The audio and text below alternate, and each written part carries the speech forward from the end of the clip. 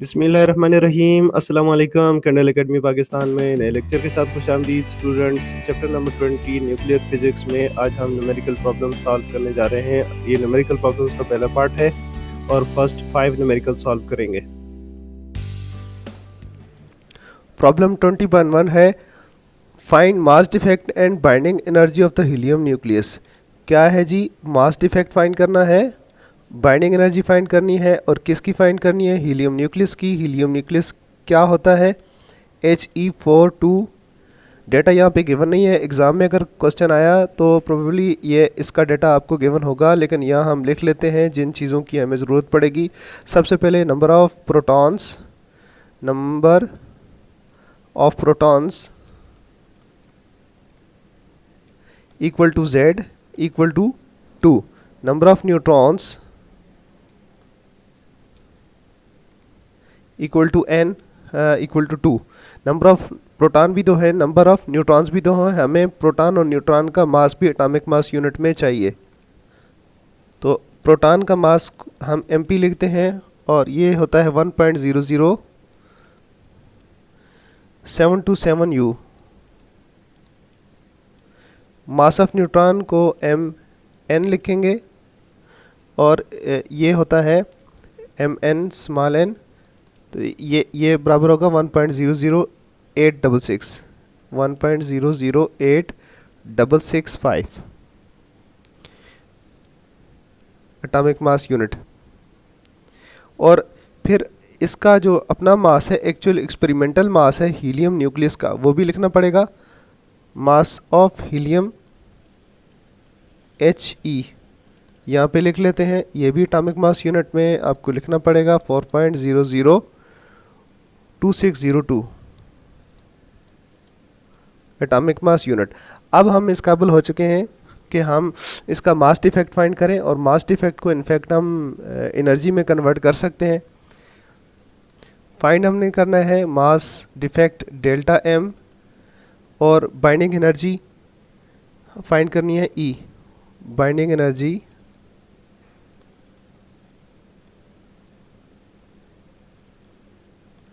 E ये find करनी है। सबसे पहले हम लिख देते हैं मास डिफेक्ट की इक्वेशन। मास डिफेक्ट की इक्वेशन क्या होती है?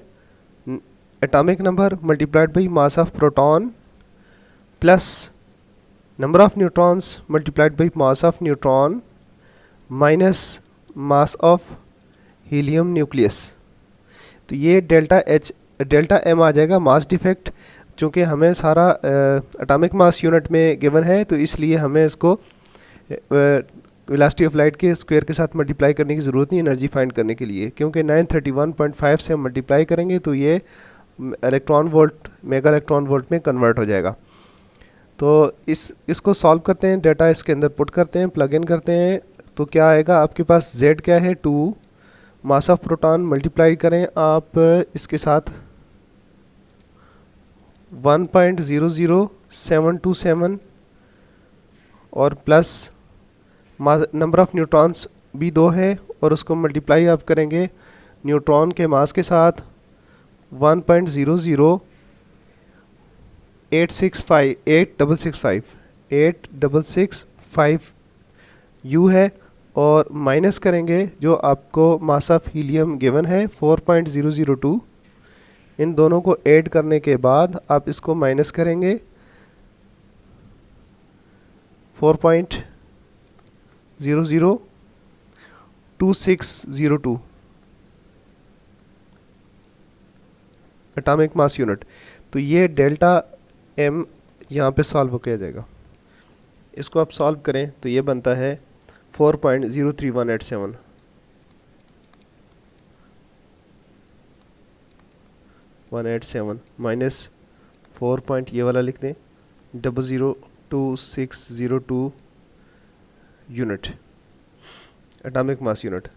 अब इसका डिफरेंस आप सॉल्व करेंगे तो ये बनता है 0.029268।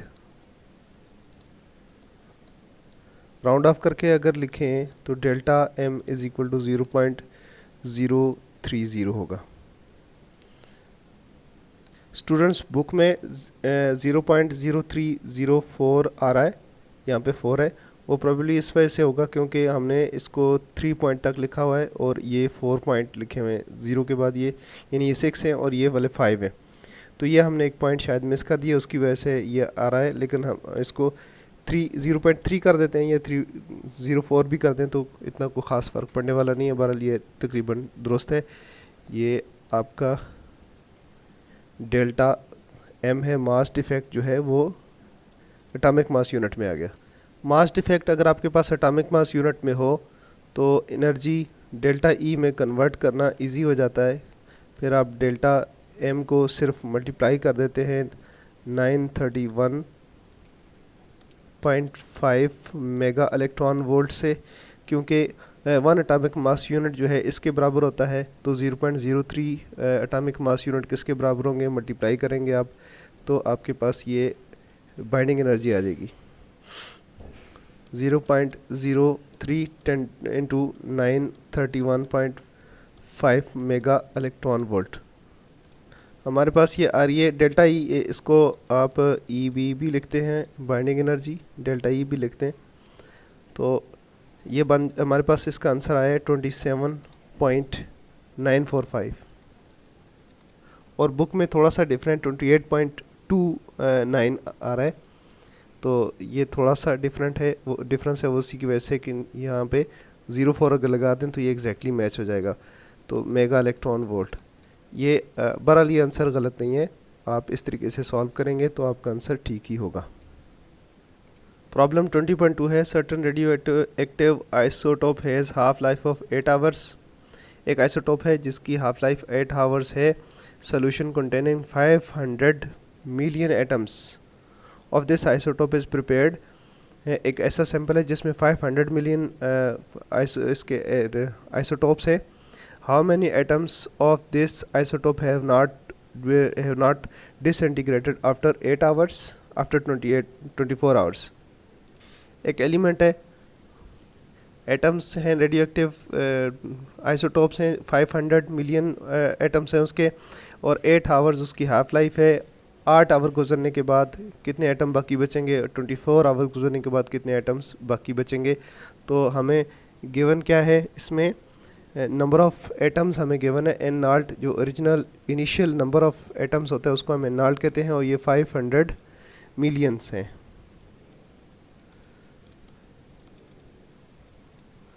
500 मिलियंस।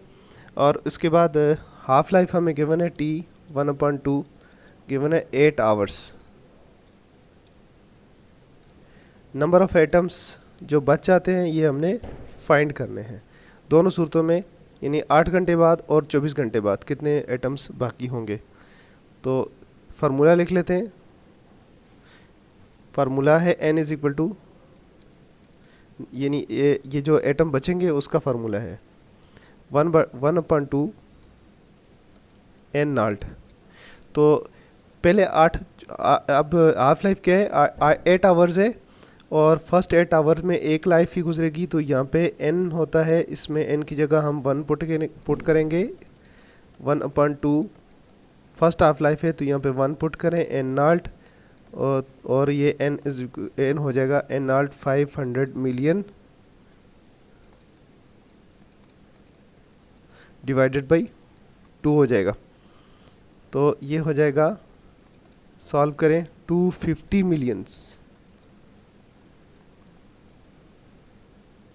मिलियन एटम बाकी बच जाएंगे। पहला आंसर ये है कि फर्स्ट हाफ लाइफ के बाद वो आधे एटम बाकी बचेंगे। आधे एटम कितने हैं, 250 मिलियन है।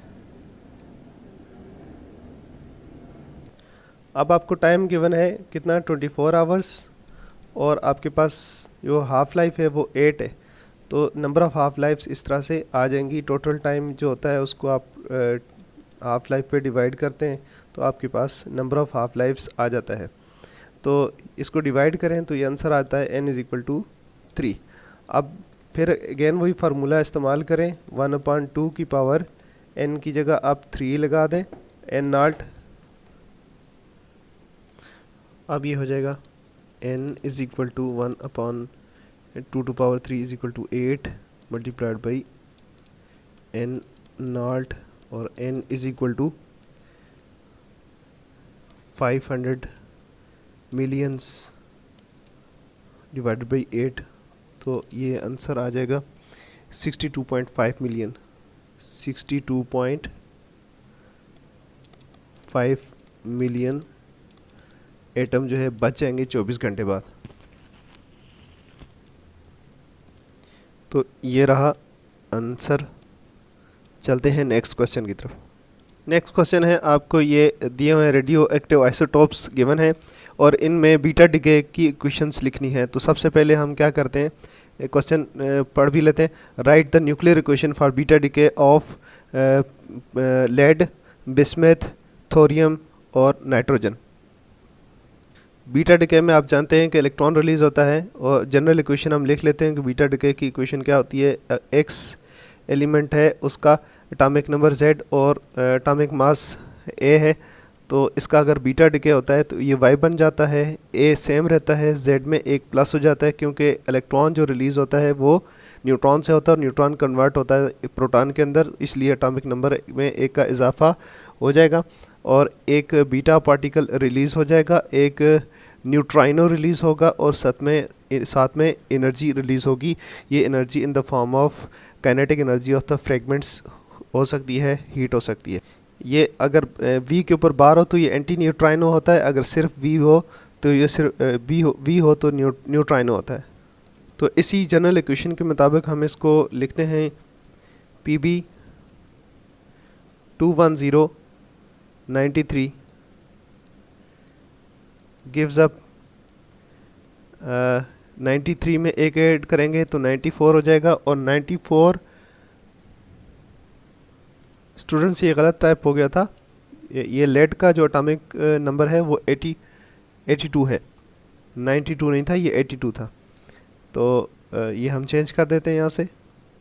तो 82 यानी एटॉमिक नंबर के अंदर एक इजाफा करना है तो 82 से 83 हो जाएगा और 83 है बिस्मथ का, तो 83 लिखेंगे और 210 सेम आएगा, इससे कोई फ़र्क नहीं पड़ेगा मास नंबर के ऊपर। और एक अल्फ़ा पार्टिकल रिलीज़ होगा, एंटी न्यूट्रॉनो रिलीज़ होगा, एनर्जी होगी। अगर एग्ज़ाम के अंदर इस तरह का क्वेश्चन आ जाता है तो इस एलिमेंट का नाम लिखना आपके लिए, इसका सिंबल लिखना आपके लिए मसला होगा क्योंकि अगर आपके उस पीरियडिक टेबल नहीं है तो ये आपको याद नहीं रह सकता। तो कॉमन सेंस की बात है, ऐसा क्वेश्चन इसी तरह दिया जाता है कि वो आसानी से आप यहाँ से लिख सकें। तो ये देखें कि 82 है तो इसका नेक्स्ट यहाँ पे 83 गिवन है, लेकिन नेक्स्ट वाला 90 है और अगला 93 है, तो इससे आप गेस नहीं कर सकोगे। लेकिन ये इस तरह का क्वेश्चन एग्ज़ाम में नहीं आ सकता क्योंकि ये एलिमेंट उनका एटॉमिक नंबर याद रहना ये आसान नहीं है। बिस्मथ 21083 डिके होगा, बीटा डिके तो ये 83 से 84 में कन्वर्ट हो जाएगा और 84 होता है पोलोनियम यहाँ पे 84 हो जाएगा, एक का इजाफा हो गया 210, ये सेम रहेगा 210, एक बीटा पार्टिकल रिलीज़ होगा, एक एंटी न्यूट्रॉनो रिलीज़ होगा और एनर्जी होगी। नेक्स्ट गिवन है थोरियम TH234 और 90 इसका एटॉमिक नंबर है, ये डिके होता है तो 90 से 91 हो जाएगा। और तो थोरियम जब बीटा डिके से गुज़रता है तो इसका एटॉमिक नंबर जो है वो एक का इजाफा होकर 91 बन जाता है और 91 किसका एटॉमिक नंबर है, ये Pa से डिनोट करते हैं, प्रोटेक्टिनियम कहते हैं, ये एक्टिनाइड का पहला एलिमेंट है जो पीरियोडिक टेबल में सबसे नीचे लिखे होते हैं। और 234 वैसे का वैसा ही रहेगा, 1 बीटा पार्टिकल रिलीज़ होगा, एक न्यूट्राइनो एंटी न्यूट्राइनो प्लस एनर्जी होगी।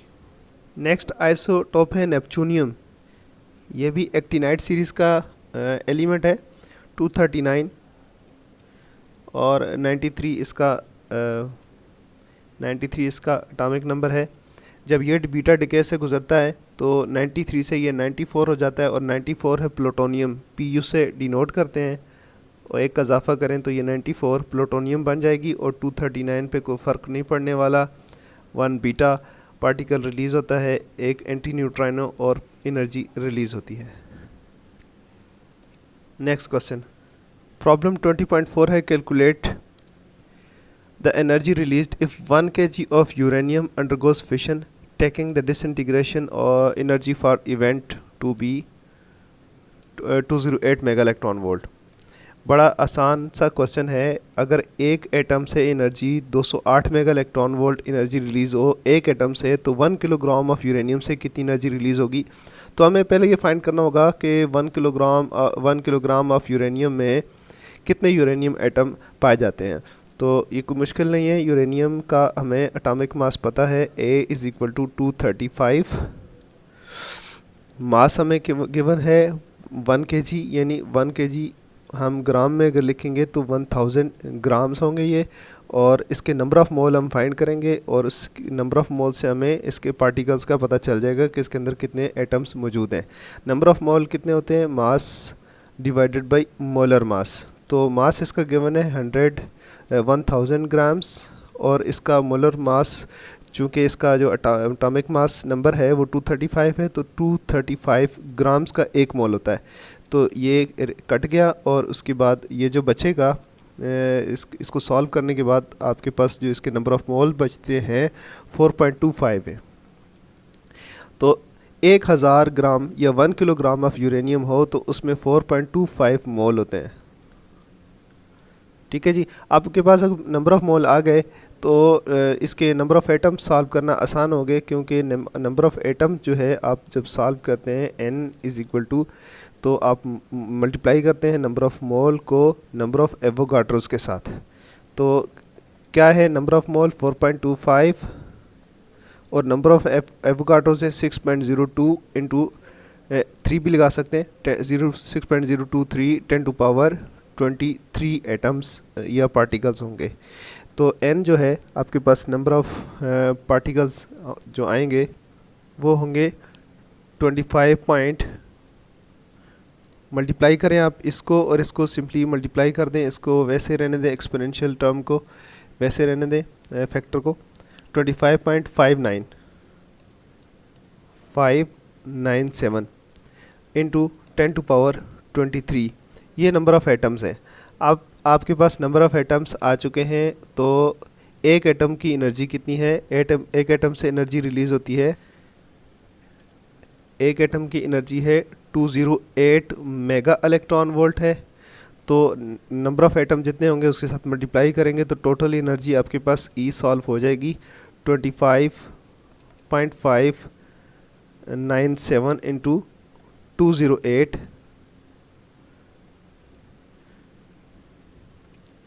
इंटू यहाँ पे 10⁻23 लिखते हैं, वैसे कोई फ़र्क नहीं पड़ना था लेकिन इनलॉजिकल हो जाता। तो मल्टीप्लाइड बाई Q से एनर्जी से मल्टीप्लाई करें तो 208 मेगा इलेक्ट्रॉन वोल्ट है। ठीक है जी, तो आप 10⁻23 को वैसे रहने दें, इनको आपस में मल्टीप्लाई कर दें, इन दो फैक्टर्स को मल्टीप्लाई कर दें, तो ये आपके पास आंसर आने वाला है 5324.332 इंटू 10⁻23, और अगर आप इस पॉइंट को इस तरफ लेके चले जाएं तो ये 5.3 बन जाती है एनर्जी, 5.32 इंटू 10⁻, फिर ये आप चूँकि अपने पॉइंट को इस तरफ मूव किया है तो 3 इसके अंदर ऐड कर दें, 26 हो जाएगा mega electron volt energy release होगी। एक एटम से एनर्जी रिलीज़ हो 208, तो 1 किलोग्राम से कितनी रिलीज़ होगी, 5.32 × 10⁻26 मेगा इलेक्ट्रॉन वोल्ट रिलीज़ होगी एनर्जी। ये हमारा आंसर है और बुक में यही आंसर गिवन है। नेक्स्ट क्वेश्चन, प्रॉब्लम नंबर 20.5 है, find energy released in the following fission reaction. Neutron fire हो रहा है यूरेनियम के ऊपर और क्रिप्टॉन रिलीज़ हो रही है, क्रिप्टॉन बन रही है उससे, और एक बेरियम यानी यूरेनियम न्यूक्लियस ब्रेक हो रहा है, 2 हिस्सों में फिशन फ्रेगमेंट्स के अंदर कन्वर्ट हो रहा है, 3 न्यूट्रॉन रिलीज़ हो रहे हैं, एनर्जी रिलीज़ हो रही है। इस टोटल प्रोसेस के दौरान कितनी एनर्जी बनती है, ये हमने सॉल्व करनी है। हमें इन सारे एलिमेंट्स का एटॉमिक मास चाहिए, न्यूट्रॉन का चाहिए, यूरेनियम का, क्रिप्टॉन का, बेरियम का, और फिर न्यूट्रॉन आ गया। तो इनके एटॉमिक मास यूनिट के अंदर मास चाहिए। एग्ज़ाम में इस तरह का क्वेश्चन आए तो ज़्यादा चांस यही है कि इनके जो है एटॉमिक मास यूनिट के अंदर मास साथ में गिवन होंगे। तो हम इस तरह से सॉल्व करते हैं।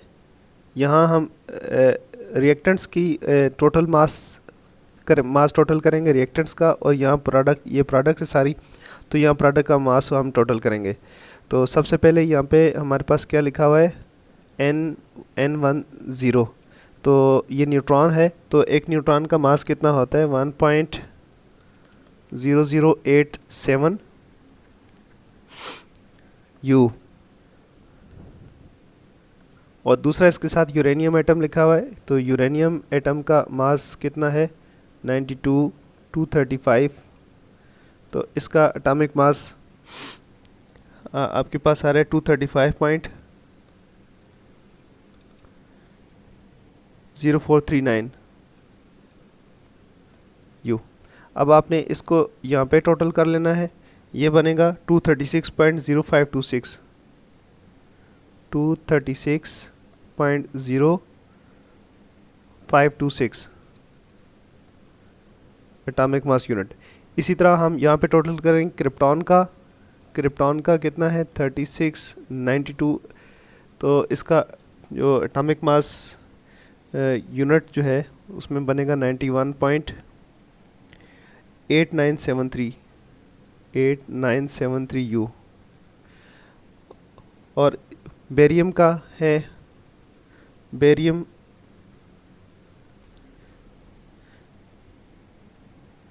141, बेरियम 141.56। इसका आपके पास एटॉमिक मास यूनिट बनता है 140.9139 U। इसके बाद आपके पास 3 न्यूट्रॉन हैं 3N10, और ये आपके पास मास बनता है तीनों न्यूट्रॉन्स का सॉल्व करें आप तो 3.0261 U बनता है, 0261 U बनता है। तो आपने इसका मास भी, प्रोडक्ट का भी यहाँ पे टोटल कर लेना है। तो ये बनेगा 235.8373 U बनता है। अब ये प्रोडक्ट का मास जो है वो रिएक्टेंट के मास से कम है, आपको सामने नज़र आ रहा है। तो दोनों का डिफरेंस निकालें तो ये डेल्टा एम यानी मास डिफेक्ट बन जाता है। प्रोडक्ट का मास ज़्यादा है, रिएक्टेंट का मास ज़्यादा है, प्रोडक्ट का मास कम है। तो इसका मतलब है मास कहीं गायब हो गया है, बीच में एनर्जी में कन्वर्ट हुए। तो ये मास डिफेक्ट है, ये आपने सॉल्व कर लेना है। 236.0526 U माइनस 235.8373 U, और ये डेल्टा एम आपके पास यहाँ पे आ जाएगा 0.2153। तो इसको माइनस करें आप तो ये आ जाएगा 0.2154 एटॉमिक मास यूनिट आ जाएगा। हम पहले भी बता चुके हैं कि अगर आपको डेल्टा एम जो है एटॉमिक मास यूनिट में गिवन हो तो एनर्जी में कन्वर्ट करना इजी होता है। 931.5 मेगा इलेक्ट्रॉन वोल्ट से मल्टीप्लाई करते हैं, तो E is equal to delta M multiplied by 931.5 mega electron volt, क्योंकि वन जो एटॉमिक मास यूनिट होता है वो इसके बराबर है। तो जितने हमारे पास सॉल्व होके आए हैं उनको मल्टीप्लाई करेंगे तो हमारे पास आंसर आ जाएगा। तो 0.21534 multiplied by 931.5 mega electron volt.